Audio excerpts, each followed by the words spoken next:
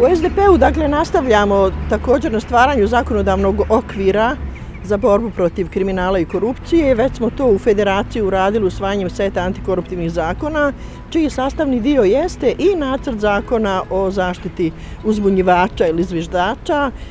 Naravno, taj zakon je sad u parlamentarnoj proceduri i znamo da su otpori veliki.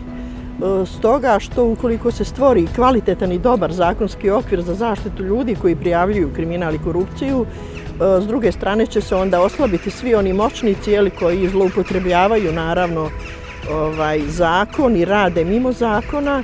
I ukoliko napravimo dobar zakonski okvir, mi ćemo ohrabriti ljude da se kvalitetnije bore protiv ovoga, a s druge strane obezbijediti zapravo ljudima da onemogućimo moćnike koji se često ljudima svete, otpuštaju s posla, zabranjuju plate i tako dalje na različite načine.